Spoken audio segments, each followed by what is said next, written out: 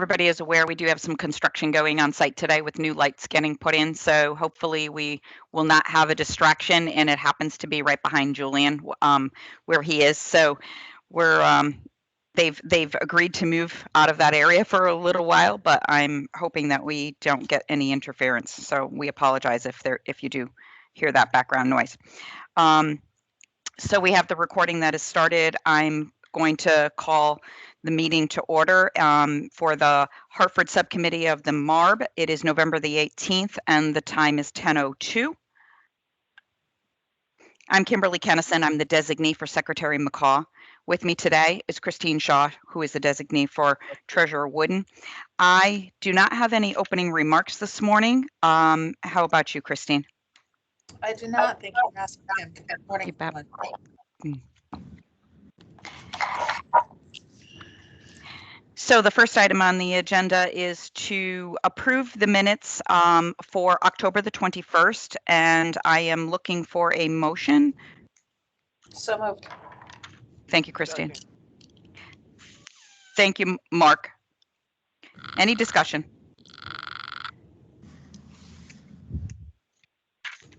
I do not hear any discussion. Julian, I'll ask you if you're able to do the roll call. If you're not, I will help you with that. I can. Mr. Biller? So I don't know that I was at a party to that subcommittee meeting. I might have missed that one. You were here. You're here, but I spelled your name wrong. Then yes. Thank you. Mr. Felsigno?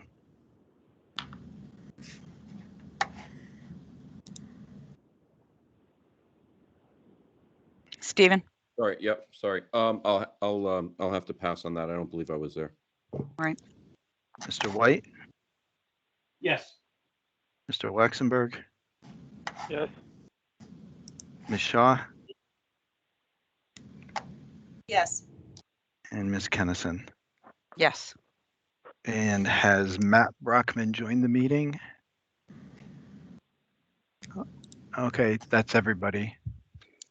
Thank you. The minutes have been approved. All right. The next item on the agenda is a little presentation. So the MARB has been discussing special education costs and the increases from year over year with all of our MARB municipalities. And so doing so, we are learning that from one of our own board members who has developed and implemented a plan to address their issues around special education is Tom Hamilton. So he's here to present Norwalk special education reform so that all of us can learn from the model that Norwalk put in. Tom. Thank you. Sure. Thank you, Kim, and happy to be here this morning to share our experience in Norwalk. Obviously, I'm not on the Hartford Subcommittee. I haven't examined in any, way, shape, or form really what's going on in Hartford, and so I really can't comment about Hartford, but I can talk about what we did in Norwalk, and perhaps there's some some experiences that we went through that may be helpful for other communities. I'm going to share my screen if I can. I've got a presentation that I believe was provided to the members of the committee, and hopefully you are seeing it now. If not, let me know. You're seeing the presentation now? We are. So where it started here in Norwalk really goes back quite a number of years. But the reform initiative really got kicked off in December of 2015 after a rather damning CREC report.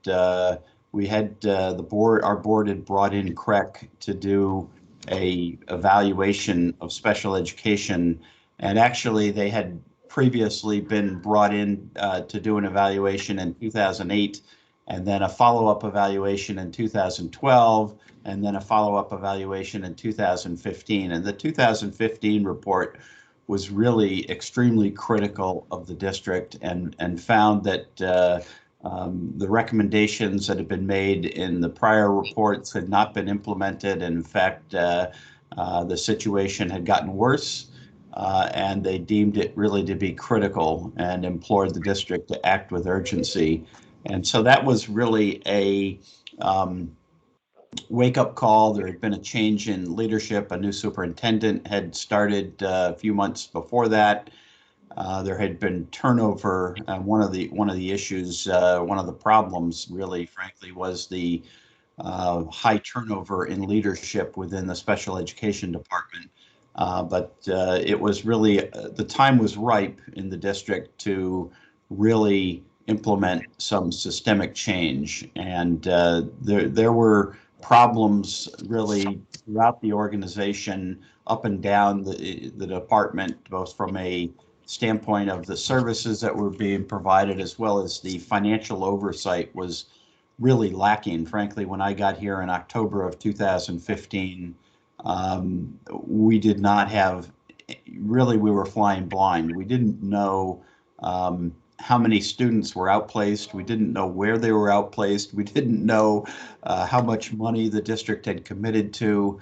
We were just literally getting bills from vendors telling us, here's the monthly bill. And so it was quite, difficult from a financial standpoint to even understand where we stood during the course of the year. And there was a history of pretty significant over expenditures, and really, from my standpoint, even more important than the over expenditures was the fact that we didn't know what obligations had been made, usually until well late into the fiscal year.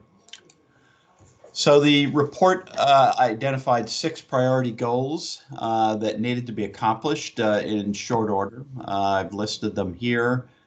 Improving recruitment and hiring and supervision training, really the importance of having high quality staff, as I know we've talked about with the West Haven board, is really can't be overstated. That is extremely important, that in order to run an organization effectively, you've got to have really high quality people and enough people who know what they're doing to be able to accomplish really anything important.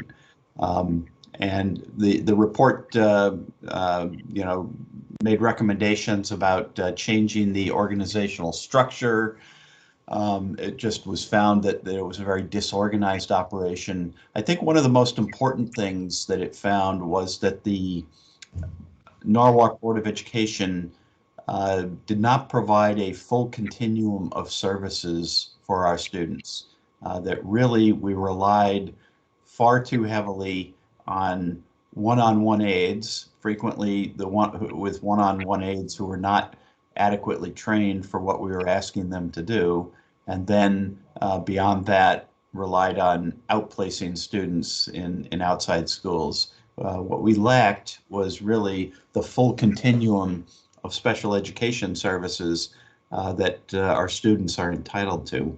And so what the report recommended was we start to build that continuum of services. They also made recommendations relative to improving in standards and monitoring standards, and there were a whole bunch of issues. Essentially, the district was not, close to complying with the requirements of IDEA, the federal law that governs services for students with disabilities. And so there were really a whole host of problems and issues to address there. So what we proposed to our city was the creation of something we called the Special Education Development Fund. And one of the fundamental problems that we confronted was we said, okay, we want to do the right thing. We want to build a full continuum of services for our students, but in the meantime, we have existing students who are who under their IEPs are outplaced at outside schools, and they're being provided services by outside contractors under those IEPs. We can't just dismantle those services, because those services are required under IEPs. And so what we really confronted was the notion that you can't dismantle the existing system while you're supposed to build replacement systems. And so what that means is we really needed supplemental funding to build the in-house programs and build the in-house capacity while maintaining all the existing student outplacements and outside contractual service providers. So we reached an agreement with the city. We put together some pro forma projections of what it was going to cost to sort of launch the beginnings of these in-house programs. And we had identified a 3-year cost, in our case, of $3.6 million or $1.2 million a year. And we reached agreement with the city that the city would fund this special education development fund, and that fund would then sunset after 3 years on the assumption that there would be ultimately, particularly as new students, it's very difficult once a student is outplaced to bring them back in district because the parent expects to stay there, their child to stay there.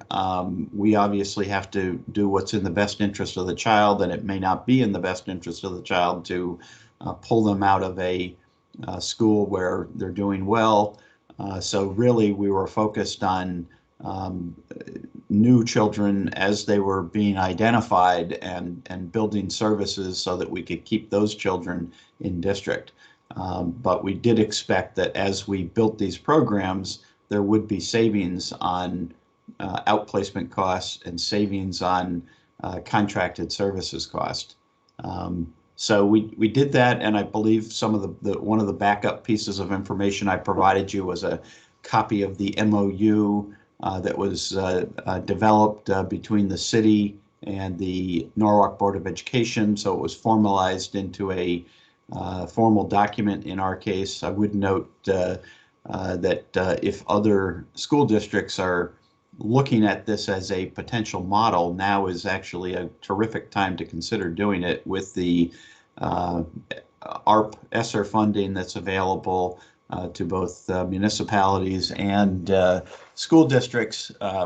This is, it seems to me, a terrific time to try to potentially develop some more cost-effective in-house programs with those one-time dollars. But so in our case, one of the things I've shared with you is a couple of, we tried to look at this through a financial lens of what was going to be the financial impact. And so I looked at 3 separate specific programs: a high school program for students with emotional disturbance disabilities, an elementary autism program that we were seeking to develop, and to consolidate a second in-house elementary autism program. And we looked at each of those programs, what we were currently spending on them, how much it would cost to develop those programs in-house, and what the resulting savings would be. And we projected some savings that you can see here of on the first program of about $296,000, $273,000 on the elementary autism program, and $400,000 or over $400,000 on the second elementary autism program. And we also did some projections of outplacement costs, and that's this second slide. At the time that in 2015-16, we had 136 students who were outplaced, and we projected over a 10-year period by developing in-house programs, we would be able to reduce that number to 86 students.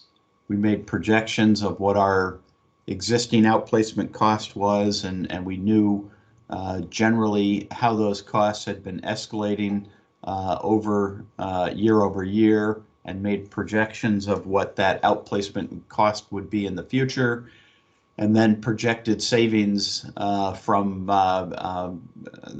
reducing the number of students ultimately that we would need to outplace, and generated a financial analysis indicating that the $3.6 million special education development fund here was in fact a good investment for the city, that we projected it would generate savings over 10 years, net savings over 10 years of $8.6 million. So on that basis, the city agreed to fund the special ed development fund in our case, and we were sort of off to the races. And what we've developed over the last 5 or 6 years is really, I think, a pretty impressive suite continuum of special education programs and services that we now provide in-house.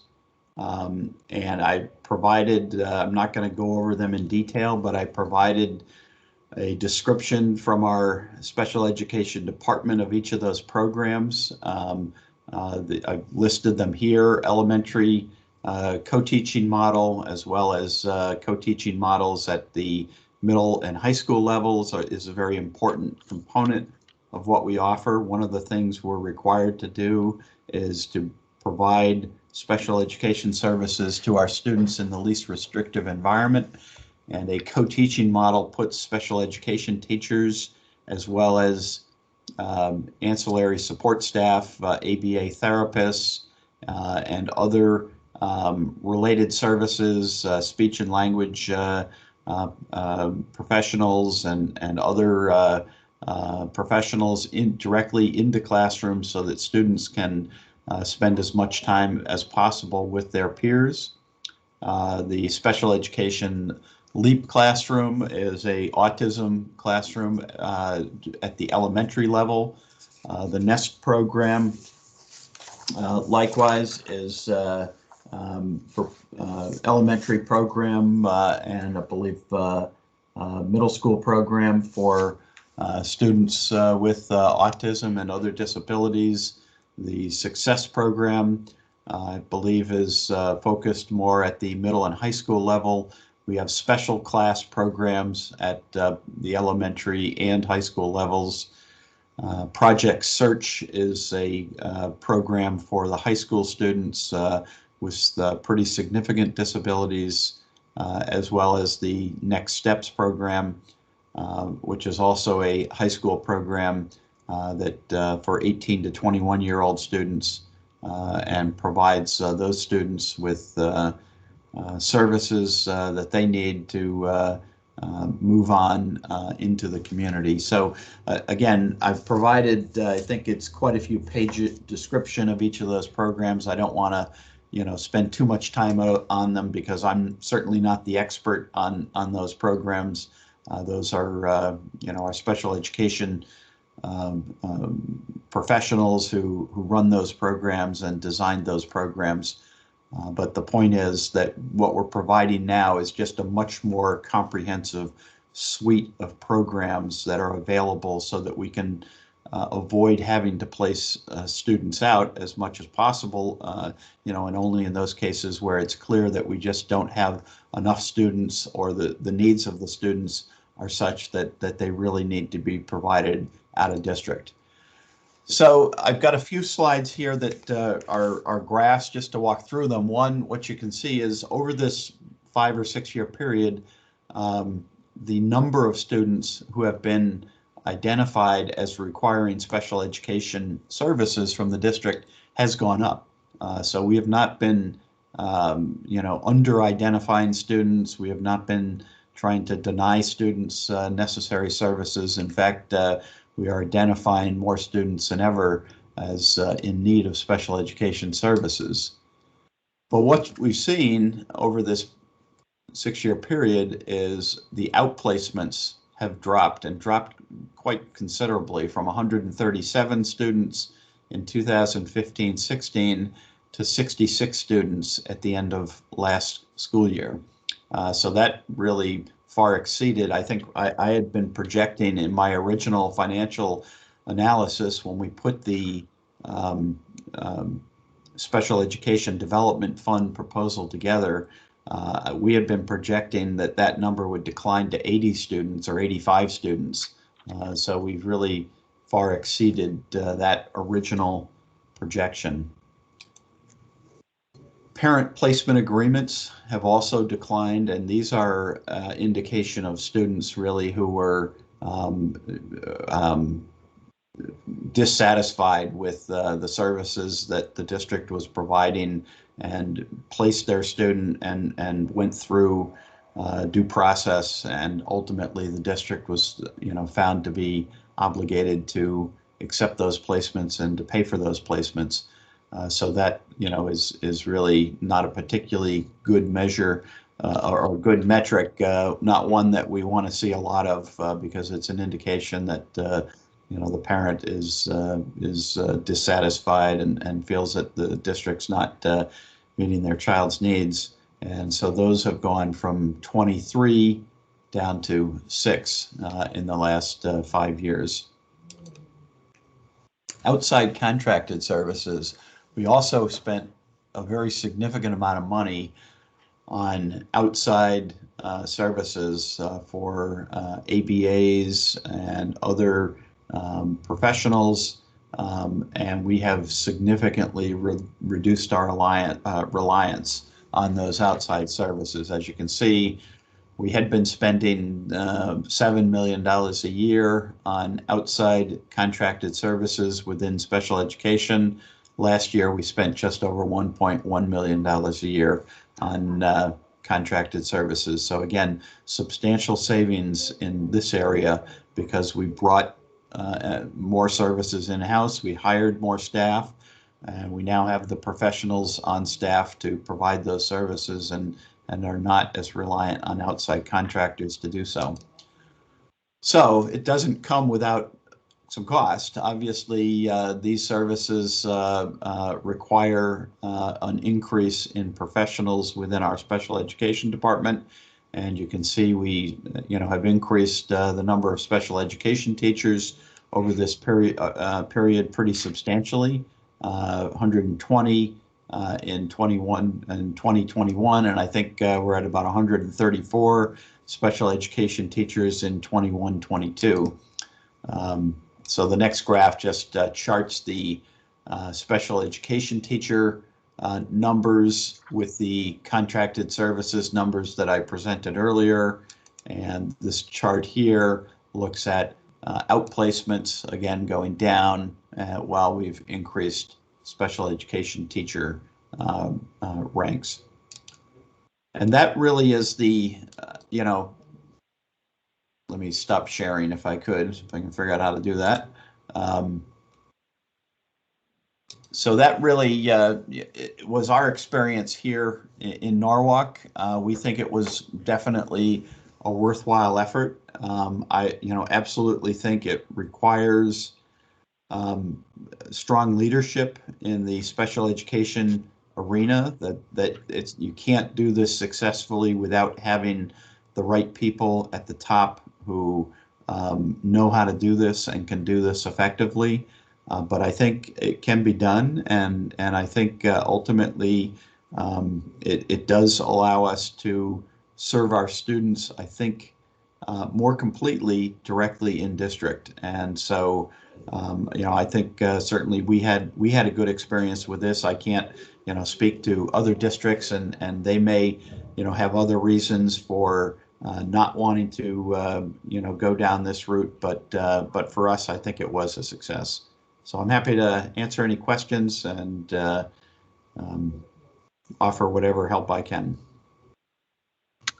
Thank you, Tom. This was really, great information for all of us to learn from, and I definitely appreciate you sharing your model. I did hear Mark, so Mark is our special education expert here on our subcommittee, so we will as well hear from him. Far from being an expert, but in any event, my assumption, Tom, is that the costs for the special education increases for staff clearly was less than the cost of the continued outplacements, for lack of the programs that you developed. Is that fair to say? I mean, did anybody chart that? I mean, it looks that way clearly, that let's say your increase in special education staff was $2 million, your cost in outplacement savings was $4 million, just for the sake of round numbers. But I assume that you monitored that as well and found that to be the case. Yes, we did monitor that. Now we do have a maintenance of effort requirement under IDA, and so it's important that you be aware of the fact and make sure you remain in compliance with the maintenance of effort. So what we found was that the costs, our cost escalation, yes, there was absolutely an offset and a savings from bringing services in-house, and we were able to expand services and provide, I think, much more complete and better services. Under IDA and the maintenance of effort requirement, we are not permitted to reduce our local spending on special education services. And so what we've found is that prior to the implementation of these programs, our special education costs were escalating at double-digit rates, essentially, that our costs were going up 8, 10, 12% a year.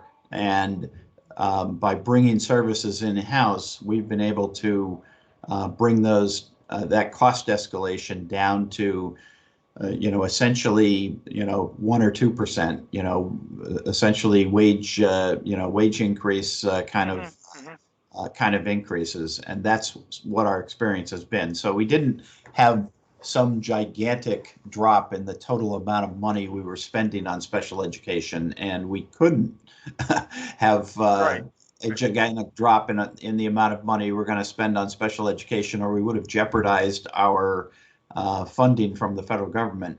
But what we did find was that our escalation now, that this is no longer a major cost driver in our budget as it was 5 years ago. Right, which freed up money for other programs. Obviously, it was instead of escalating at 8% of that category and doing a 2% increase, you basically, I use the term, freed up budget dollars for other programs throughout the district, which is, I agree. I mean, your maintenance of effort is required, but it's the reallocation of special education dollars that were increasing at an ever-escalating rate that you were able to mitigate, so that you could spend that on other needs within the district. Yeah. Okay. Yep. Correct.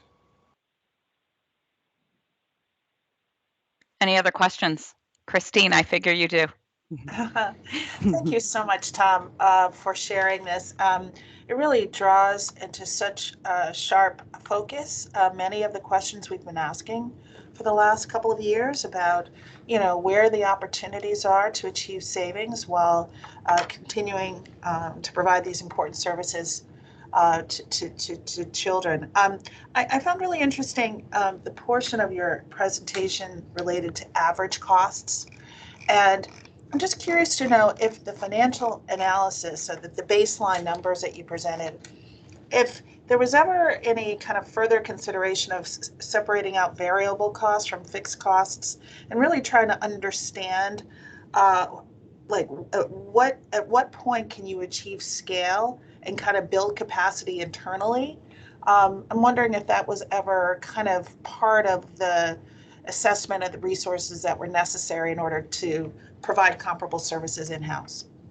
Yeah, I mean, that was certainly part of the assessment that our special education team took into consideration, was to figure out whether or not there were enough students with a particular disability to build the in-house capacity or not. And that is, and our, if it's sort of a one-off situation and a student has a very unique kind of disability and unique needs, then an outplacement may very well and likely is the best solution. But when you have particularly students on the autism spectrum, which has really exploded over the last, say, 20 years, we know that that's, an ongoing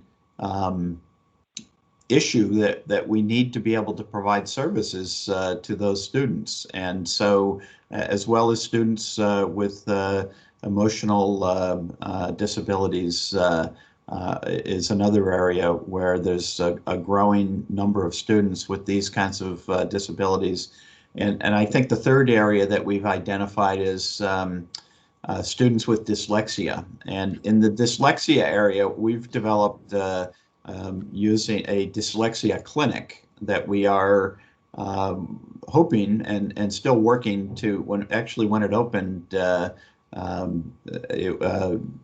Governor Malloy was in office, and you may be aware, but I worked for Governor Malloy, and he was quite open about the dyslexia that he faced, and so he actually came to the opening of the dyslexia clinic in Norwalk, and so we have been working to make that a regional facility, understanding that dyslexia certainly crosses school boundaries and school lines, and students all over may face that disability, and there are now really best practices out there to help students with dyslexia, and so we're trying to employ best practices there. So, but yes, the answer is, now I don't have a financial model that I can share with you in terms of how that evaluation was made, but as our special education team was working, they absolutely took into account, focus, because you can't focus on every area all at once. You have to sort of pick where you see is your best opportunities, and so so they focused on the areas that they felt where we've got the best opportunities to sort of build a program to scale, so that we can operate it efficiently, and understand that there's always going to be still a certain number of students that we will need to outplace just because of the uniqueness of the disabilities that they face. And I know our special education team felt that number in Norwalk's case with our student population was somewhere in the 60 to 70 student count range. And so that's kind of what we focused on. That's very helpful, and it strikes me as we think about the takeaways from Norwalk's experience and how it can inform the advice that we provide Hartford as we consider similar issues. It strikes me that the numbers, like the average cost, is just the beginning of the conversation. It's certainly not the end, because if there is a meaningful, evaluation of, what resources are required to bring capacity in-house, that there's a certain amount that has to be expended, whether you're servicing 10 students or 15 or 40, right? But that if you can identify what those fixed costs are versus the variable cost, then you can say, all right, this is where you can really achieve some meaningful savings while still investing in the infrastructure, both in terms of the physical infrastructure and the human infrastructure that will be necessary to undertake that transition. So thank you very much. And I'd love to hear the superintendent's thoughts at some point. I don't know if there's a formal part of the meeting where we'll turn to her for her thoughts, but we'd love to hear your reaction to see what you think would work in Hartford, what has been tried, and what may not fit. And Christine, we do have time for the superintendent to present where they're at, but I do, I think that when she does present, we'll also be able to put in the similarities between because a lot of it was understanding and the understanding that now we have a model that what happened here, it doesn't mean that we have to go apples to apples, but for me, it was a better understanding. And again, I'm a numbers gal. I'm not I'm not an expert at all in special education, but what was brought to our attention was the acceleration of those costs. And so that made it, okay, here's a financial situation that we really need to pay attention to. Before we ask the superintendent, is there other MARB members that have any other questions that I might have skipped over?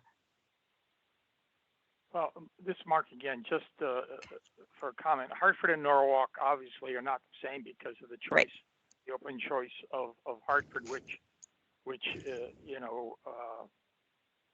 numerically and from the responses of the superintendent, I don't know when it was, last year or 2 years ago, identify significant challenges internally, as Tom's model has shown they've been able to address, and of course externally, which are the number of choice students that are being identified out of district and or are moving out of district already identified. My numbers show it's about 50% of the student population, special education population, are outplaced. And then you lose control of them in accordance with the response of the superintendent on that. So, but focusing on the internal program, I think a good place to start, which I found very interesting and something that I think we could easily endorse and or advocate, is that analysis by CREC. Just looking at which drove Tom's, which drove the changes necessary for Norwalk to do its deep dive and to create the necessary internal programs to reduce the cost. And I think it proves that with the right investments and the right identification of programs to offer in-house, that you can significantly reduce expenditures without violating federal or state law on special education while providing services for the students, special education students. I mean, looking at the 2018-19 count that MARB members, or at least the subcommittee received, you can easily do percentages, but just referring to Tom is regarding autism. In Hartford, they identified 567 out of 4,000, roughly, who are identified as autistic, or on the autism scale, I should say. Well, that's 12% of the total population. That was in 18-19. Now you do your analysis today, and you, as Tom said, you might find an explosion of X versus Y when you don't have that quote unquote internal capacity to deal with that. So what do? You go outside services. Those are the types of things I believe Tom has created for us to review. And if Hartford is doing that, kudos. But I think you have to start someplace. Right. And in Norwalk, the start was the CREC analysis, which was pretty damning. I'm super concerned about the loss of control that Hartford has for its choice students once they're outplaced regarding special education. The lack of accountability, transparency, whatever you want to call it, monitoring of expenditures, even admittedly by Hartford, is astounding to me. Now, some of it is legislative in nature, needs to be tightened legislatively. Others is just, I don't know what. And Tom realized that, at least by his own words, that that's what they were confronting in Norwalk. They had no idea where or what expenditures were being done outhouse and tried to clean up their mess, for lack of a better term, in-house. And I want to give kudos to Tom and his staff for dealing with that so effectively over a period of years, because it's not done overnight. But Exactly.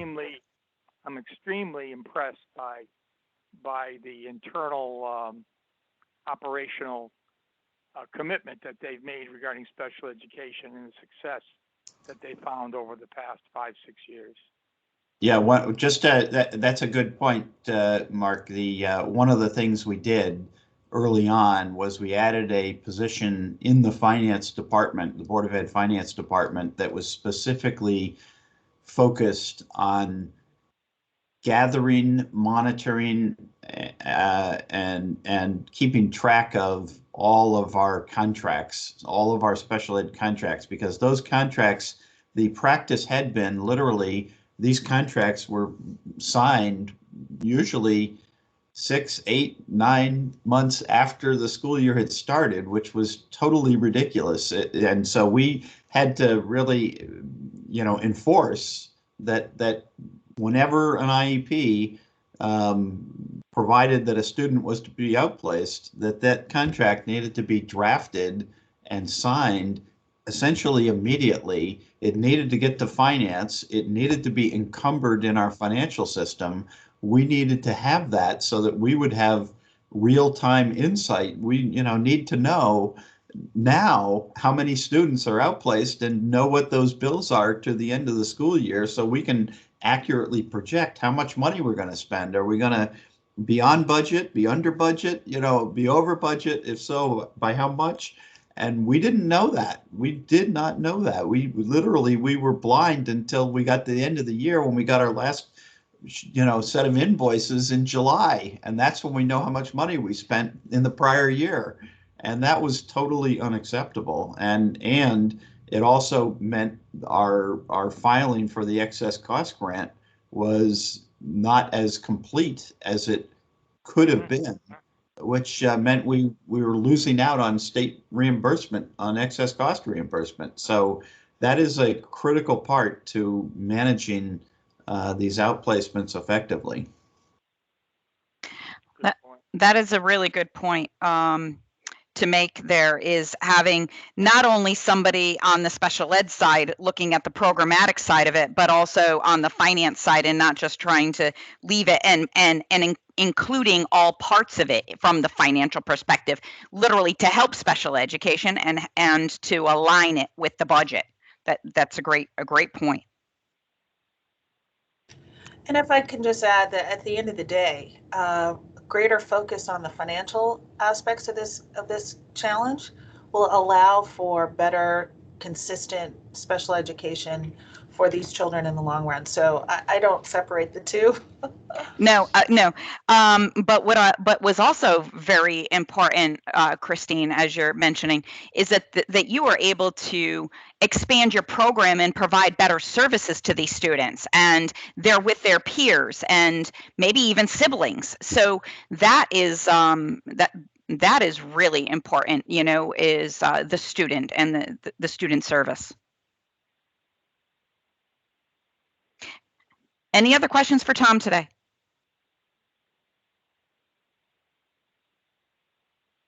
Superintendent, do you have specific questions, please?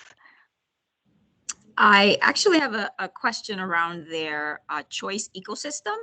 I'll speak later as to a lot of what you said resonated with our experience here in terms of when we did our audits and assessments and some of the recommendations, and how we have outgrown now, and we now have our 15 programs in-house, right? So, and still the dynamic around choice. And so I know I believe you all have magnets. Not sure what that process is like. Yeah, we're nowhere near as developed in the choice area as you are in the Hartford area. Now, there's one interdistrict magnet in Norwalk that we run called the Center for Global Studies, which is a high school program that brings in students from outside Norwalk into that program. And the open choice program, there is I believe it was just last year, the legislature expanded the open choice program to Norwalk and I think perhaps Danbury, if I remember correctly, but it's a limited number of students. I think it's no more than 50 students, and I don't know I actually haven't seen any figures yet on how many students took advantage of that program, if any. I mean, I assume there must be some, but I don't think it's not a huge factor for us at this point. And the reason why I asked that question, and I think Mark earlier alluded to this, right? So when we look at the fact that, right, over 4,000 students, if they go out to a non-Hartford public school, which is magnets, right, and by other operators or open choice, right, 1,700 of those students then, are special education students. And with that, not having oversight, right, of the IEP process, the PPT process, right? We are one voice, we become one voice, if you will. And to your point earlier, how challenging it is to reverse, for lack of a better word, right, an outplacement. That's one. And, you know, influence a PPT, a team-based decision for a plan. So that is a key factor that's at play for us. And right, we're obviously talking thousands, right? Not right, 1,700 students. That's a large number.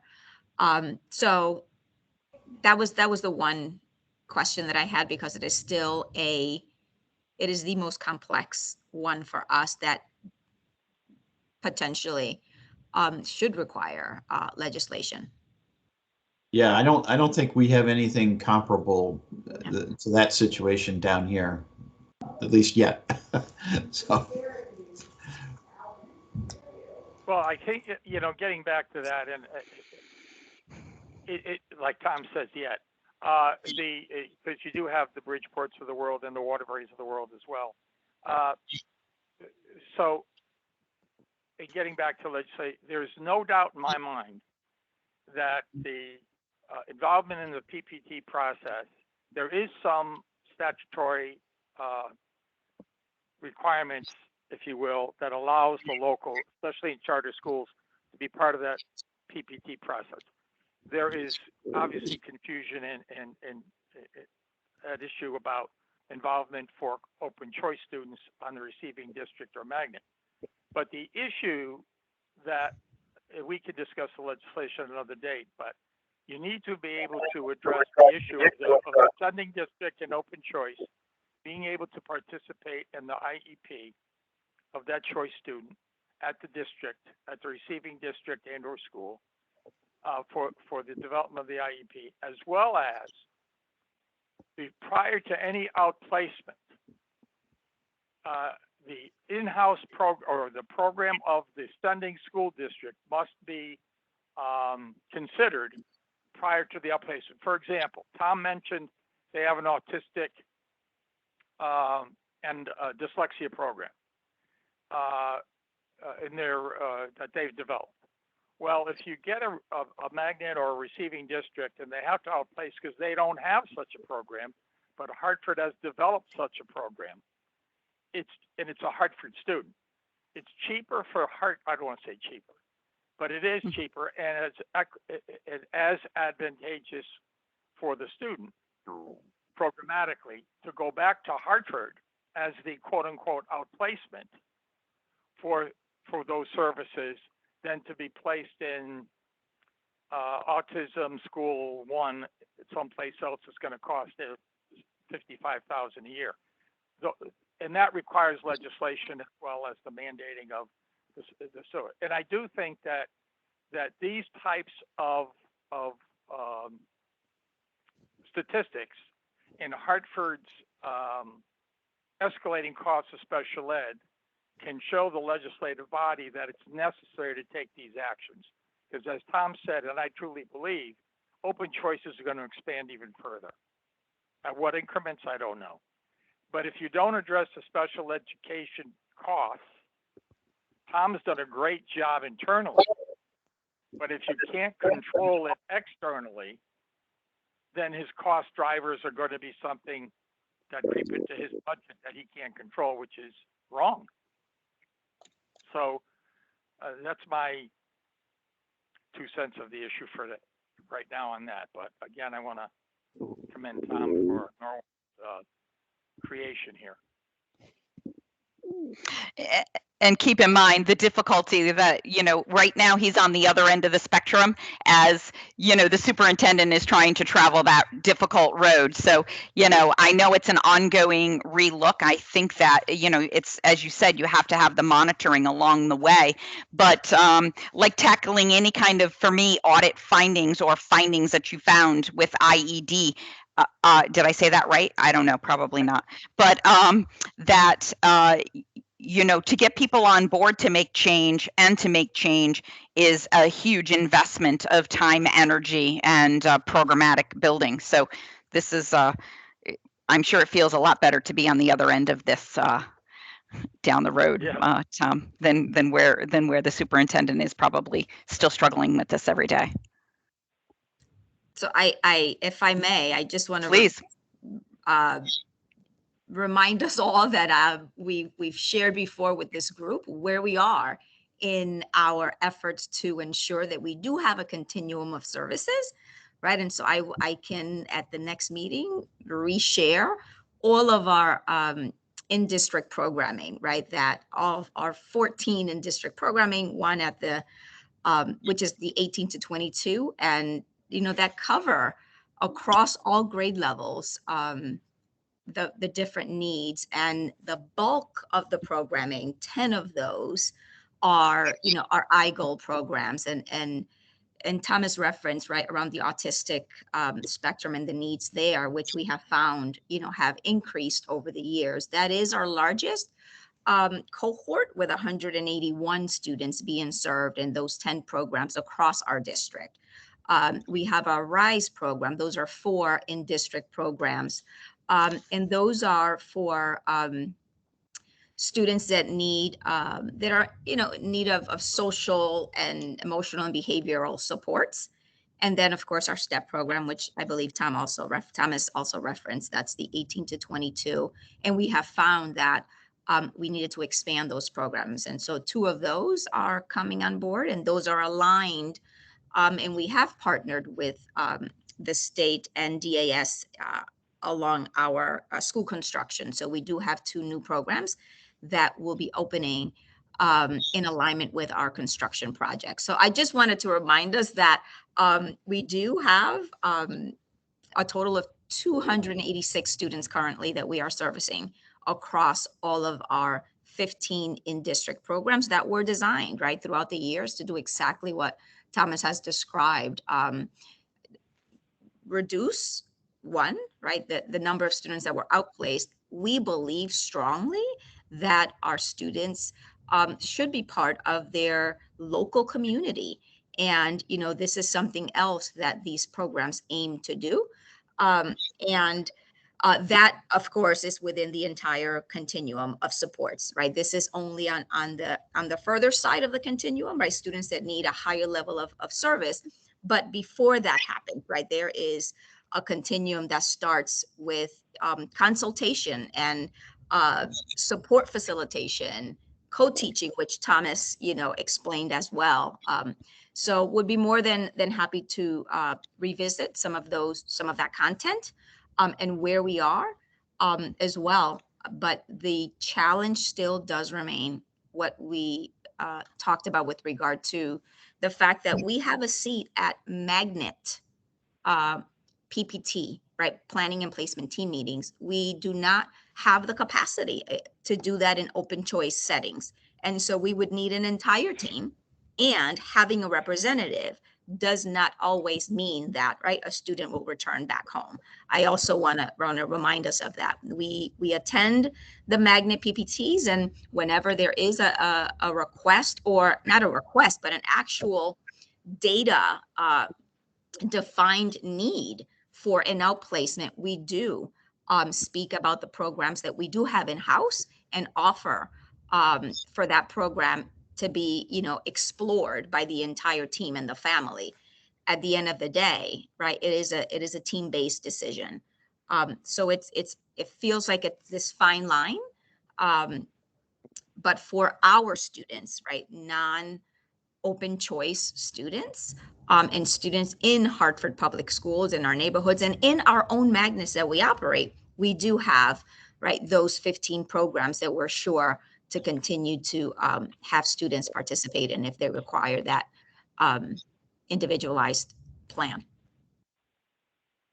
Great. Is it possible that you can share with the subcommittee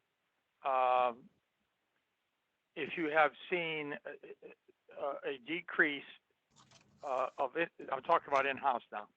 A decrease of outplacements upon the creation of the in-house program, similar to what Norwalk has shown in his graph. Can you generate some statistics for the subcommittee on that? I mean, if you're creating programs to address outplacements because the services, and I admire you for doing that, then hopefully there's an impact. I will certainly share that. Okay, that's great. And also, Madam Superintendent, hopefully you're aware of the number of outplacements of choice students, so that we can show, if you can show a comparison annually of those outplacements by the choice district of Hartford students. That would be to see, is that increasing, is it not increasing?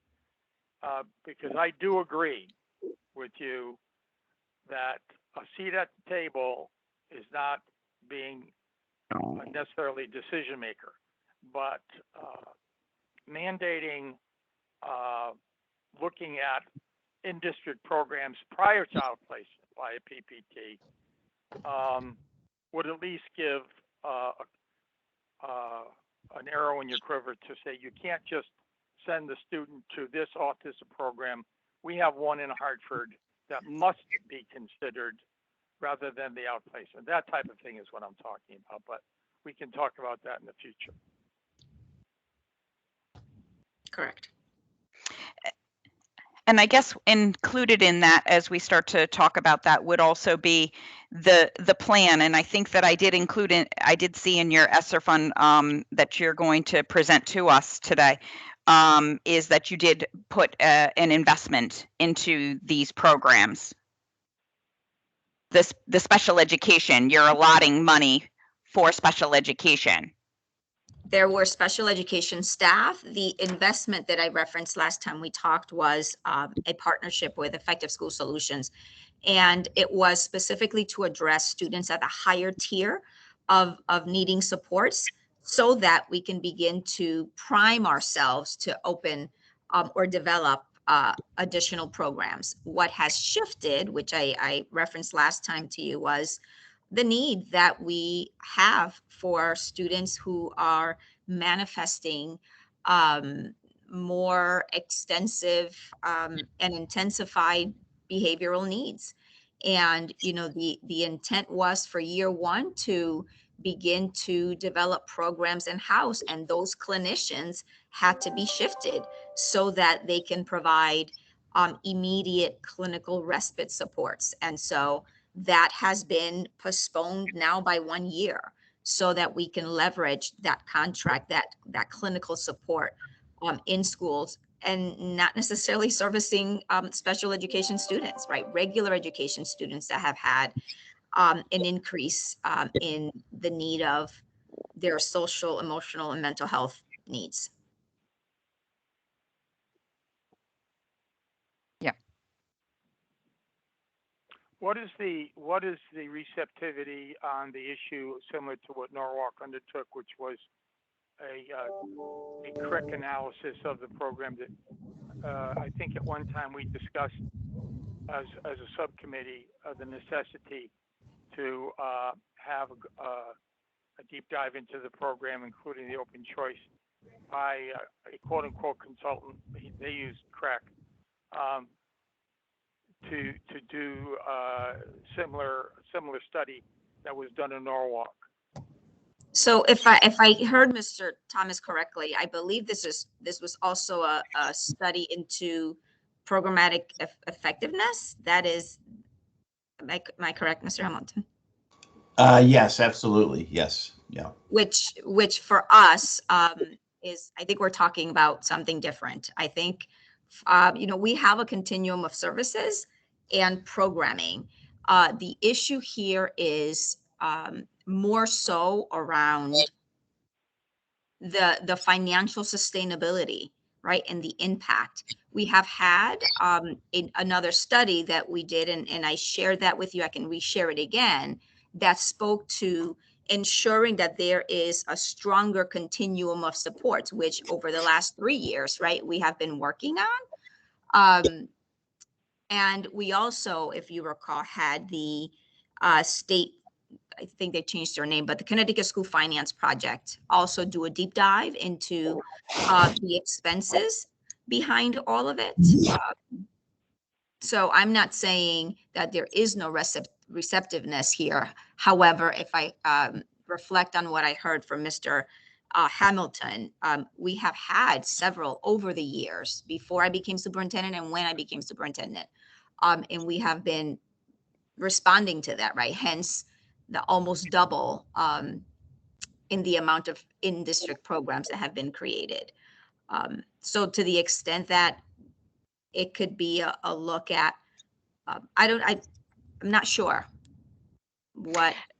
I still don't feel as if we have a plan, though, Superintendent, and could be able to a plan similar to the financial plan of the programs, where here is the investment that we're making, here's the number of students that we have to address, and to make sure that we are making progress. I know we've been talking about this. I'm a financial person, and I still can't say that I can get my arms around this for Hartford yet. That's what I'm referring to. Progress as defined by what, right? We have, last time we talked about wanting to control and predict the amount of students that were going to be identified in special education. We can predict in-house to some degree. We can't do that externally. So if that is what we're after, that is, help me understand that.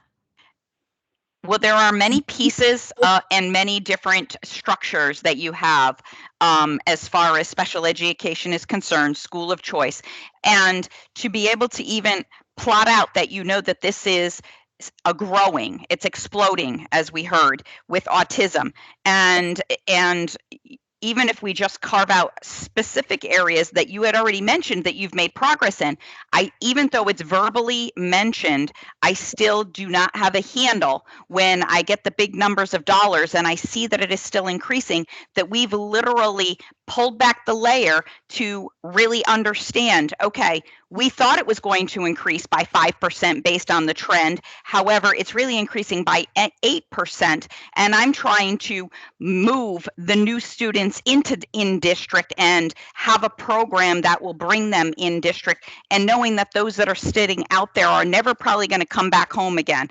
But then we have a program for them now and this is an example. I am not a special ed person, but then you can then see the pendulum move in the opposite direction. I can't equate. You can say it verbally, but I can't feel it financially of how it impacts the budget. Yeah, it is not linear. I'm sorry. The only thing I can say is it is not linear. I believe that that even though the school finance project dealt with the funny, they're not programmatic in nature. They are. Understand. They were. It's questionable. They're not financial in nature either. Exactly. So I discount a lot of that stuff. CREC has a history and the credibility of examining programmatic needs for various districts. That will drive the program. The program will drive the costs. And to me, as Kim mentioned, that's what we need. I mean, you definitely need a person in finance that Tom put in to monitor these costs, because that's just a measure of not knowing where your money's going. But if CREC can identify the fact that in-house you need X, but there is a significant problem with the open choice program relative to programmatic design and financing for the for those special education students, that gives you the arrow necessary for the legislative changes that could be offered. You can't go to the legislative body and say, we need this because, as you know, there has to be some rationale or reasoning behind legislative change. To me, it's quite obvious. To a legislator, it isn't.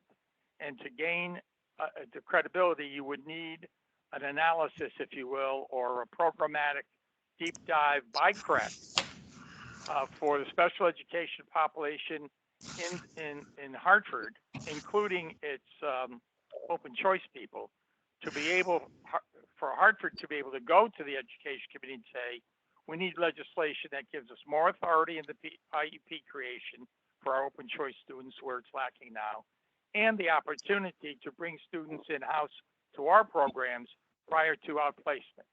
And then, of course, the rest, at least you're on an even playing field then. Then, of course, monitoring the expenses being billed to you from outside placement, your choice districts, is in and of itself a separate issue because of the financial oversight. But you know, I agree with Kim. I understand the frustration by the superintendent regarding the in-house and out-house, but there needs to be a full analysis of why programmatically, or what programmatically we need. You may be 90% there in-house. We don't know that. We don't know that. And basically under the gun with your open choice, you got nothing other than paying bills. Well, we need to know that so we can offer support and possible legislative changes. That's all I'm saying. And I think Kim is saying as well. Correct. From a programmatic perspective, you don't know that because what? I can reshare information, and you can juxtapose that with what Mr. Hamilton has shared. Is that what we're looking at? Like a checks and balances of what are we doing compared to other people? Like, is that what I'm hearing? Because if that is, No. okay. No, absolutely. There isn't an apple to apple situation. What I've been trying to get, it's not apple, because we already heard the differences between Norwalk. We are listening to Tom's presentation, and we're listening to what the model that he put in. So we could all learn from that, really just learning from that. But also when you look at his plan and the numbers, I know that my team doesn't have the capability of doing this, and I have not seen this information from your team yet, that you could provide us with, here are the programs, here are the measures, here are the numbers, and the plan of where you're trying to shift. You're trying to shift from the expenses increasing to a reducing. And it might only be a portion of the special education that you can make that shift to, because as you mentioned, you have a whole different model that you have no control over, which is that outsourcing of the school of choice. But I cannot see that we have numbers to people to programs, and that is what needs to be all pulled together. And I see Philip Penn putting his face up as your new finance guy, and he has been helping us greatly on the higher ed. So I'm wondering, I'm sorry, in the health insurance area. Phil, are you looking to give us some input on that from a financial perspective? Yeah, thank you. I appreciate the opportunity to do that. Please. So let me start with. Oh, sorry, Christine, I did not see your hand up. Sorry. It's okay. Please proceed, Phil. Thank you. So let me start with the fact to confirm that we do have a person on my staff who's dedicated to tuition spending, right? That's all she works on.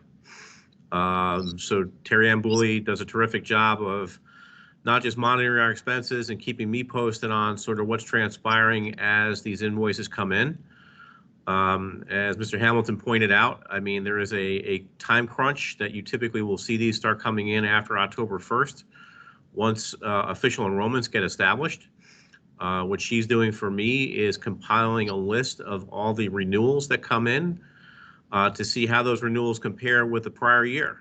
So I have kind of real-time information around what we're seeing develop.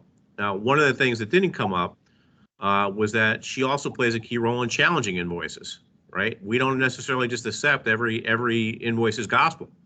And in fact, we have one from the prior year worth $1.6 million that we're in the process of challenging right now because we don't believe that the invoice is correct and we're not willing to release payment until we get that resolved. That takes a lot of coordination between my staff and the programmatic staff on Ms. Hopkins' team to make sure that we have adequate challenges to that kind of stuff. But we're not just here just writing checks, right? That's not what we're doing. If I understand correctly, what we could do in terms of peeling back the onion a little bit is we know we have a certain number of programs that we have in-house. We can sort of put together an analysis of what those programs cost us to run and see if we made some reasonable assumptions about what those students would cost if they were outplaced to see how that slowed down the rate of growth in our special ed expenditures, at least as it's paid to third parties, right? And in particular, I think it's important to focus on the ones that have been created in the last 2 or 3 years since Ms. Hoppin arrived here to say, how have we slowed the growth, right? And that's something we can put together. And we can certainly put together something that speaks to the 2 that are planned now at this point, that once the construction's completed in the facilities where they're going to be housed, what we think that can do for us going forward. And the last piece of this, and I'm in full agreement that there's got to be some type of legislative approach on this, is we spend an extraordinary amount of money paying other public school districts for the special education services that they provide. Now, I will tell you that rate of growth is actually 50% higher right now than it is for what we pay to private facilities. So frankly, that's the number that worries me more. There you I go. will also share with you that I was once on the billing side of that when I was in Canton. And I will tell you that we are not billing at our cost because we have an opportunity to capture some of our overhead. We have an opportunity to, it's not just dollar for dollar, just salary for salary, right? I've got an overhead cost for providing those services to the sending district. And we're going to make sure that that is reflected in our budgeting and what we bill to the sending district. So to the extent that my costs are rising as a receiving district, that's going to get passed on to the sending district, that's the customer. And I have a feeling that happens pretty much with every district that we have, and there's quite a few of them for which we have those types of relationships right now. So I think that's the kind of stuff that we can provide going forward. I mean, Thanksgiving next week, I can't guarantee you're going to have this turned around in a week. But I think it could provide a different layer of information that kind of gets to, at the programmatic level, what's the kind of impact that we've had by putting these new programs in place. Thank you for that, Philip. Yes. It reminds me that many of these questions have, I think, been asked over the last almost 2 years. And I'm curious to know, I know that there was a lot of discussion, Madam Superintendent, about engaging an external consultant to really identify areas where the types of services being provided to students out of district, just are they comparable? Are the charges comparable to what those same services cost for other districts? In other words, it really follows a line of questioning that Mr. Raxenberg has been consistent with over the last several months. So curious to know where the engagement stands with that in that external analysis. The analysis that we did was around our programming, which we presented and we have been responsive to. If there is an analysis around costs that span other districts, that should not be us. I mean, I recommend that the State Department of Education and the Regional School Choice Office be part of some of this dialogue, given that there are significant implications that go beyond Hartford Public Schools. Right. So I thought that the discussion and analysis of the programmatic piece necessarily included an assessment of the costs for those programmatic elements. Yes. Are you saying that was outside of the scope of what you understood we were looking for? The initial scope, Right. I presented on what we had for a scope. I can go back and review that. Pre-COVID, I did the presentation on the focus of the work, which is around the programmatic shifts that we had to make internally to ensure that we had the continuum of supports. Right. Okay. So perhaps I know that in the context of other parts of the MARB work, we have discussed the necessity of being very specific about what we're asking for in terms of analysis. So I'll assume that the onus is on me and us for not making clear that a significant line of inquiry has to do with the costs to provide these various services. That's really kind of what our focus is. Certainly, Yes, it's financial distress. yeah, it has always been, clearly, you're right, Madam Superintendent, these discussions and the changes, the year-over-year changes aren't exactly linear. And what you're seeing, I think, is a committee endeavoring to really understand the various drivers of these extraordinary rates of growth. And so while we are deferential to the expertise around the programmatic piece, we actually have some primacy in terms of needing to understand the financial implications.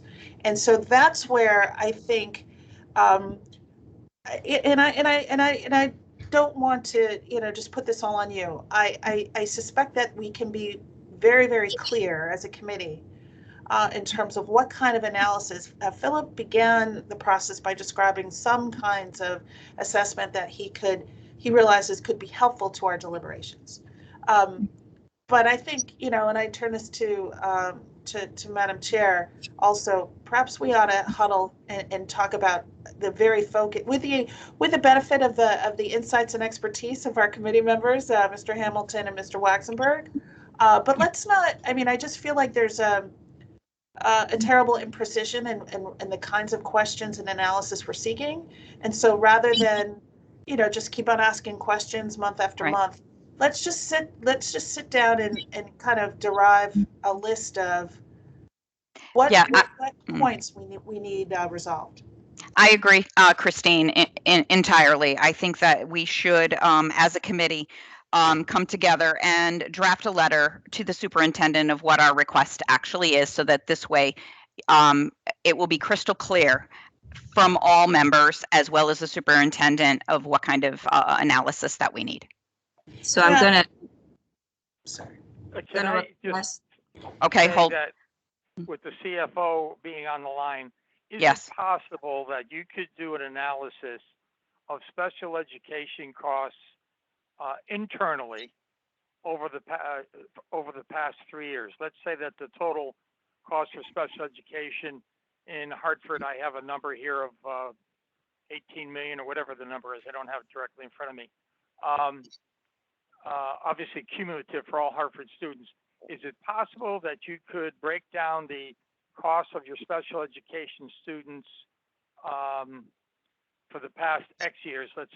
Norwalk did 5, I don't know how difficult it would be. Let's say 3 years for students that are in district annually, and then the cost to show those increases, and then the cost of special education students total externally, because you've stated that the increase externally has been raising at double-digit rates.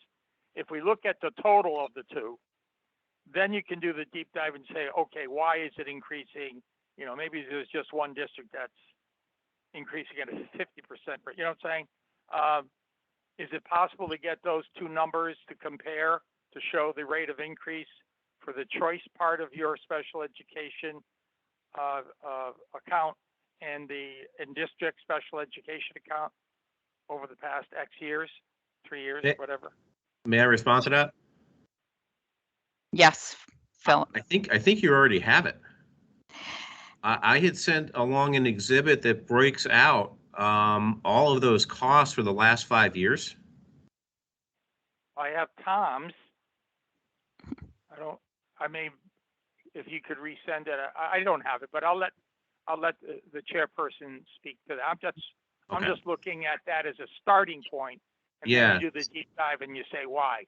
All right. So I will, if it's okay with everybody, I know I have Julian's email address. I will send it to Julian and he can pass it along to the full committee. Would that be okay? Thank you. Yes. Okay. Okay, so I still see 3 hands up, and I don't know whose hand is up at this moment. Christine, are you still have another question or no? No? Okay. And Phil, you're all set? I am not actually. There was one other Okay. point that I wanted to make, and I'm sharing the benefit of a nationwide group of school district CFOs that I'm part of in large urban centers. One of the variables we really haven't talked about with this, and it's a bit beyond our control, is the labor market issues that we're dealing with right now. We have a tremendous number of openings already for special education teachers within our district right now that we have had to outsource to third parties to fill that gap. So where the willingness to create internal programs exists, Mr. Hamilton made a great point about you need to have the right staff internally to make those be successful.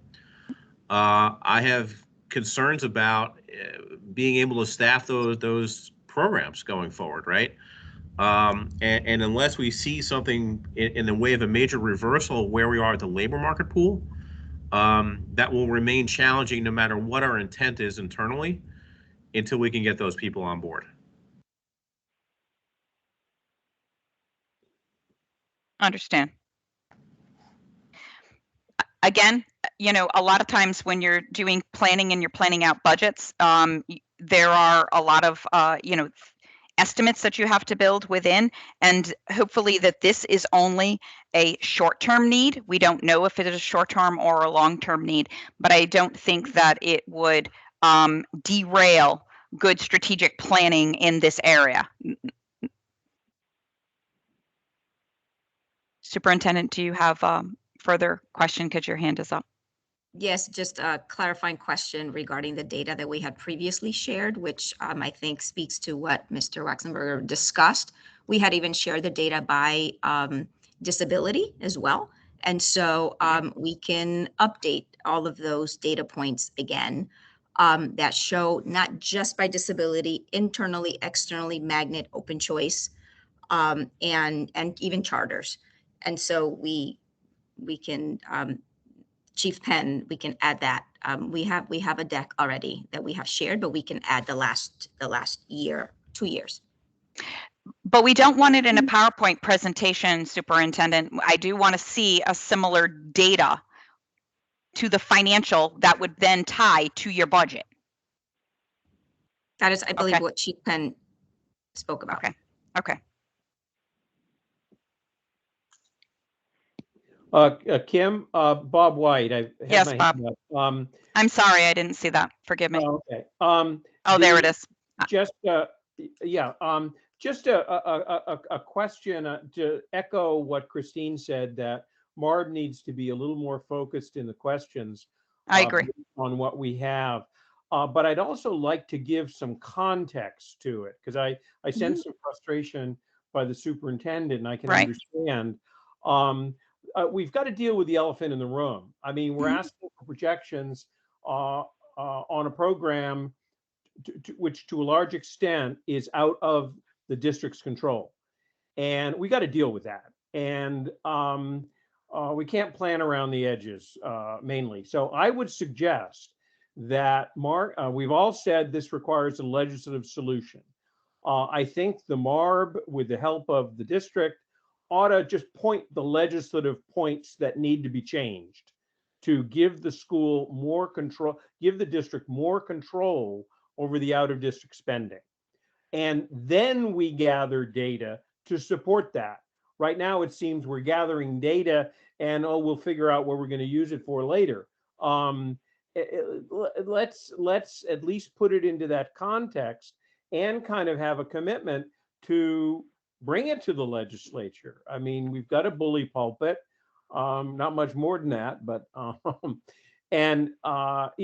think that might give a little more focus and to move the ball, because every time we come up, we talk about this and, well, we really can't control it. Well, we know, but let's get some more data here. Let's just confront this head on. And I've just been so impressed with, the expertise that we have here with Tom and Mark, certainly over my head, but just to give a project management focus to this, let's look at as part of it. Let's look at the legislation that we need and to get the data to back up our claim, and then do something with it. We need the data, and I just want to reiterate that I do not feel as if I've had the data. Now, if it was provided and somebody is saying I have the data, I think that's where Christine came into play and saying there has to be clarity, because I still do not feel as if I have received the data in my mind. And so whether something was provided or not provided, maybe it is format, but maybe it is content that goes with the format. I still do not feel this is an area that we have our arms around yet. And that's why we continue to discuss it over and over and over again. And I don't want to do that. And I don't want to be putting the superintendent, making her feel uncomfortable with this. We want to be assistants. That's what we are here, is to help and to help carve through that. Yep. Yes. Yeah, I just want to clarify, this is not about being uncomfortable. This is about Hartford continuously, not just in this space, but in other spaces, because of our school choice ecosystem, right? Being in the middle of these larger, more systemic challenges. And there's a level of, quite frankly, yes, frustration, but also unfairness that we have to just narrow in on Hartford, where there are others that are key players in these decisions. The State Department of Ed, the Regional School Choice Office, and I just want to lift that, because we continue to do our work within our sphere of control, right? Our in-district programs, yet, and Mr. White couldn't have articulated it any better, there's so much more that is not controllable by us. And so to come at it, I just feel that we are potentially being myopic, and that's not going to help. So yes, we will get the data, and I strongly encourage and suggest and request, quite frankly, that others be brought into the conversation as well. Well, before others are brought into the conversation, I think Bob White is suggesting or requesting from you what you just stated, that there are things that tie your hands, for lack of a better term. List those things that are stopping you or creating a problem for you, so that legislation can be crafted. State Department of Ed is school choice office, is a bureaucracy. You're asking them to do something that they're technically, for lack of a term, really not equipped to do, and that's not their focus. What we need to do, in accordance with what Bob is requesting and what Kim is requesting, at least the way I understand it, we need the data that for special education that's very specific, and to satisfy your concerns, instead of bringing others into the conversation at this point, what questions need to be, and concerns and roadblocks need to be eliminated in order for you to do your job as a sending school district regarding special education. It doesn't have to be in legislative language.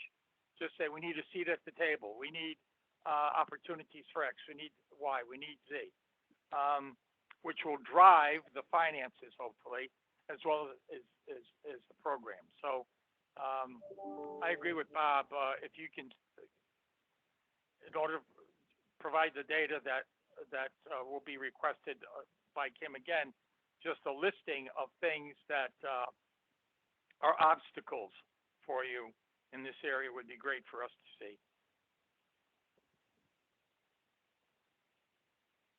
All right, I think we've gone through this ad nauseum, but it is good, healthy, and again, I think that we learned more today.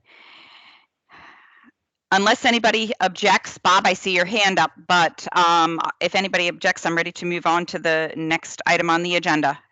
I'm going to leave you now and wish you all well. Thank you, Tom, and thank you for your time and effort to educate all of us today on what Norwalk went through. Okay, great. Thank you. Appreciate it. Much appreciated, Tom. Thank you. Thanks, Tom. Bob, do you have another question before we move on? No, I don't. I thought my hand was down. No, it's up. I did notice this time. Sorry. I think Okay. there's a mistake. All right.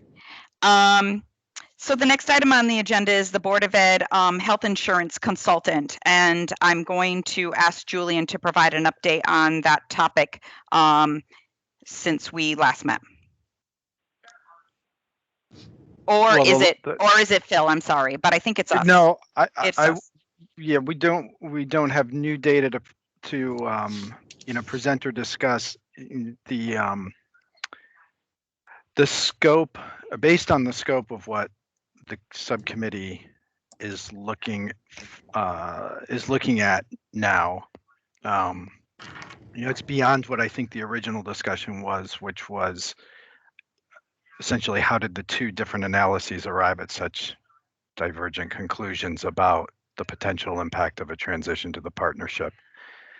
And based on at least the last discussion, which was at the MARB meeting, and maybe the last couple of discussions, there appears to be an interest in looking kind of more broadly at comparisons of plan design under different plans, even within the district's different plans. The OAP versus the high deductible plan, and then of course the benefit structure under the partnership plan. An additional interest in looking at the way that the budget for health insurance benefits is set up and handled, and how the internal service fund structure works. And so based on the sort of this larger view and scope, we are now acknowledging that we would like to work with an independent consultant on this. We're in the process of looking for any existing state contracts that we could leverage or piggyback for a health benefits consultant with the appropriate background and expertise to do this for us, rather than starting a procurement process to find a consultant from scratch. I have not had any luck in finding a suitable contract so far, but I'm chasing down a couple of leads, and that's where we are. I'm hoping to have at least somebody in terms of a consultant to talk about a scope with soon. Thank you. Any questions on that? Yeah, I think the plan design is something outside, in my view, of the scope of what I believe. I'm not here to discuss plan design for A, B, C, D, or E. That's nice to have to show that the plan A does not have X or plan B does have X. That's fine. My issue was clearly just to see you have an existing HSA program within Hartford versus, and I'm excluding the PPO, existing HSA program in Hartford, and you have an existing program with the state. How do those costs compare? Not in total, but try to break it down from a individual point of view. That to me is what my interest was and is, because that's an apples to apples, simple apples to apples comparison. I'm not going to argue what plan is better or not better. I'll leave that to the negotiations. I just want to see the fiscal comparison of the two. And it could be such that one program is considerably inferior. That's why it's cheaper. I don't know that. Right. I think that plan design would be important, Mark. Sorry to not to interrupt, only because let's just say the cheaper plan.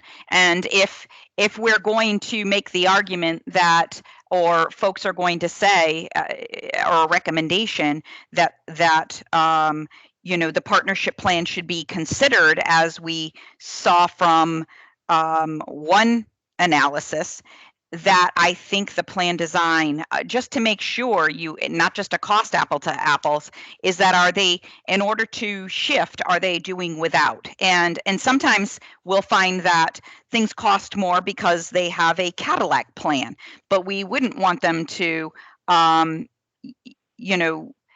shift to save money and get less.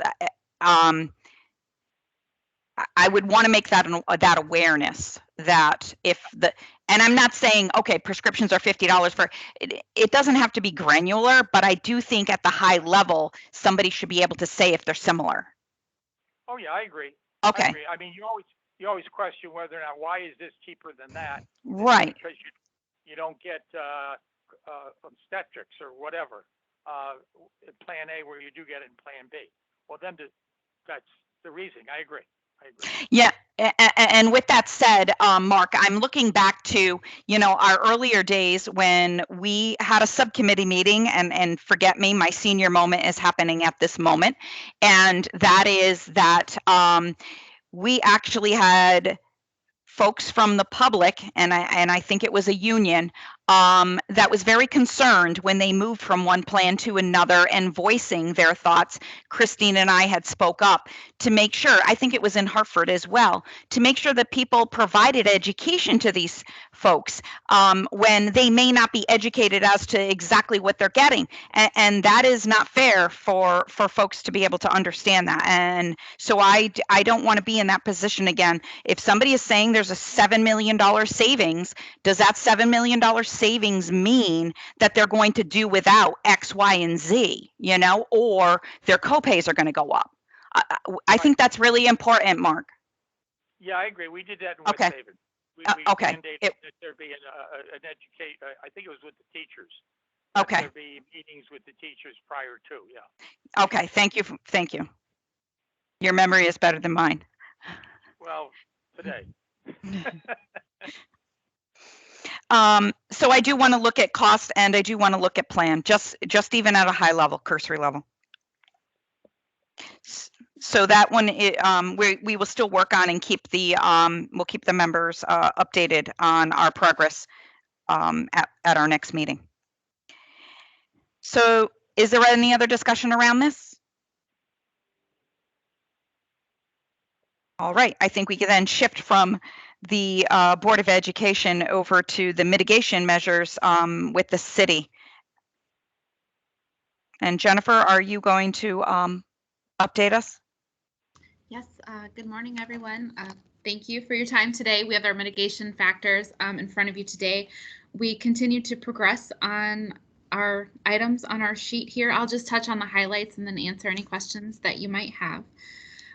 The private duty jobs and the collections that we're doing on that, we sent an additional, I think, roughly $15,000 over to collections last week. So we are moving forward on those slowly but surely. And we're also doing second request follow-ups and things. We're printing out invoices now or statements now instead of just emailing them, as had been past practice. So people are understanding that we are, collecting, and that it is a big deal. So we are seeing a lot more payments and a lot quicker than we used to do. So while there's no number in the column that states savings or increased revenue to date, that we are definitely progressing on that item. On our grant opportunities, we did recently receive a $200,000 grant for Brownfields mitigation. So that would have been something that we would likely have done, but would have been through our CIP budget had we done that. So that did, while not offset maybe an operating cost, is something that will help us in the future. Also, with the infrastructure bill that just came out, there are many opportunities for additional grants through that. So our grant department is working on applying for those grants in addition to all the other grants that we've been working on. So we'll continue to update you on that.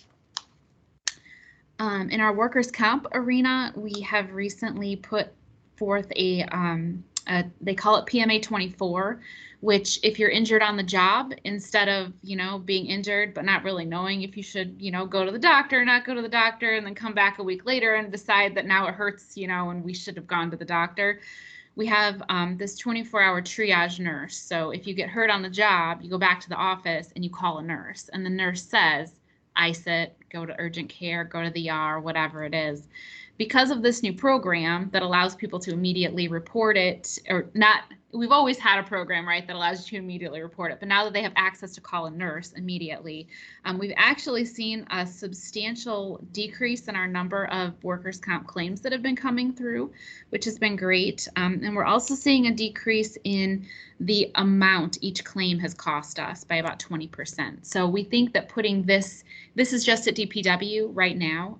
We are also rolling it out for our fire and our police department. So just one of the many great things that are going on kind of in our workers' comp arena that we definitely think will produce savings now and in the future. In our cost reductions through procurement efforts, we have our new person is up and running as our project manager as of October 18th. She's working on some training and things like that right now, and we definitely have things like fleet programs that she'll be working on, copier management, and those kind of things. But we have seen savings in our office supply contract, as well as a mail machine contract. We saw, $10,000 over 3 years, so not huge, but definitely things that she continues to work on. So that's very positive. We continue to work on our facility and fleet management efforts. We had our second fleet management or our fleet committee meeting yesterday. I'll be honest, it's probably one of my favorite meetings. It's one of these, cross-departmental meetings where we all come together and share ideas.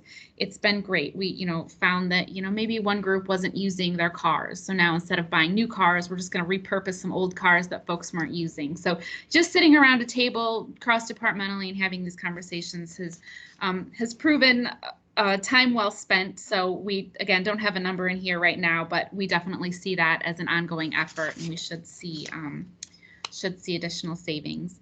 And then the last page is just our miscellaneous revenue collection. So Ms. Kennison, I loved your idea about pulling out what we didn't see as collectible. So that's something that I'm working on. I didn't have a chance to get it into this report, but hope to have that in the next report or two. So at least we can see, what we truly find to be something that we can collect on with more effort, and those that we can't. So we're going to put that in there, but for now, we just wanted to continue on what we had in there. And we're seeing significant increase in the police private duty, which is great, and collecting on it. So not only did it go up, but we've collected on it. So that was perfect. Very positive. So that's my high level report. Not sure if anybody has any questions on that this month. I have one question at this moment. When you mentioned item number 4 for the grant opportunities, and you're stating that will not offset and help you, I call it the plug in your 5-year plan. I think it is, appropriate to note that you brought in 200,000, but I think that the efficiencies really are to make sure that if you're freeing up dollars, you can help reduce your out years for efficiencies and get to a point that you have a balanced budget. For your out years, I know that you've been balancing. I don't want anybody to think you haven't been balancing it. It is the out years is that our focus is. And so if it does not have actual savings, then I think it's important to note it because it does show that you are making progress, but I don't think that we can actually state that you're going to create savings in that area if it isn't going to. Okay, fair point. Yeah, I'll just move that one over, and then we'll have one that's an actual operational grant that we'll add for next month as well. So, perfect. Fair point. Perfect. Any questions from the members? Just quickly, the total mitigation effort is over $3 million. So far, it's about 400,000 achieved, which leaves about 3 million. It's 3.5 versus 400 minus gives you 3. And I know it's early in the year. If at some point in time, if those projections change, you make us aware of that, correct? Because obviously that was the projected mitigation savings, and then you have the savings listed and the remaining savings. Due to whatever those remaining savings may need to be altered. But in any event, I assume that you'll monitor that as you have shown, and if there needs to be some adjustments, they will be made. And secondly, on your last slide, or the last document, police private duty, as of 7/31, for police it was over 2 million, then it went down to 600,000. I assume that's the XL bill. Was that paid or written off? Remind Paid. for that. Yeah, it was paid. Yeah. Paid. They got the money. Oh, excellent. Okay. We won't forget that. Yeah, I know. Because it was wasn't it a few million? It was, yeah. Yeah, 2.5 million over, yeah. Yeah. And it went down to 600,000, but that's considerable reduction. Considerable.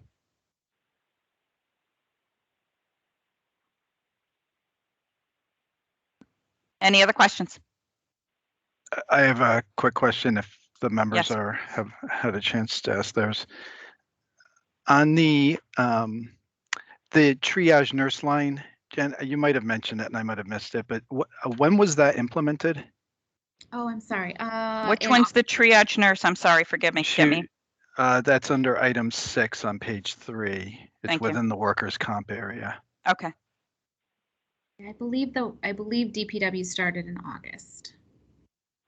Okay, and you've already recognized. Did I misunderstand? It sounded like you were already recognizing 60,000. an impact there. I don't know if it was a dollar impact or just in the frequency of reported workers' comp claims, but there are already measurable and detectable benefits from that program. Yes, sir. Yeah, the 61,000 is actually just because we negotiated a lower administration rate for our for workers' comp. But the triage nurse line we are seeing a decrease in the number of actual workers' comp cases as well as the average cost of the cases since the same time last year. Great.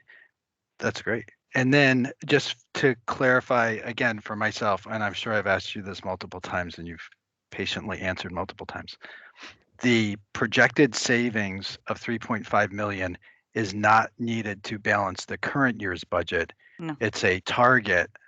You're kind of getting a head start on a target that is in the 5-year plan for a future fiscal year savings, correct? That is correct. Yep. Okay. And keep in mind that target of the 3.5, and knowing that a lot of things have gone on, that is not the number. That the number was higher than that. Correct. In the way out years. Yeah, I think in the 5-year plan. Correct. Okay. But not in the near future. Correct. Yep.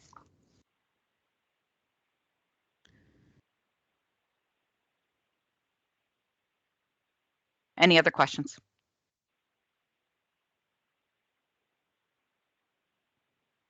I see none. Anything under other related business? I do not have anything under other related business. Julian, do you? That I might have forgot? I do not. Okay. I'm not hearing anything from the members. So then let's move to the last item. Thank you, Mark. That's what I was looking for. Second, please. Second it, Steve Felsigner. Thank you, Steve. All in favor, please say aye. Aye. Aye. Aye. I didn't hear everybody, but is there anybody opposed? I hear none. All right. Thank you, everybody. This meeting have has a good day, adjourned. everybody. Thank you. Happy Thanksgiving.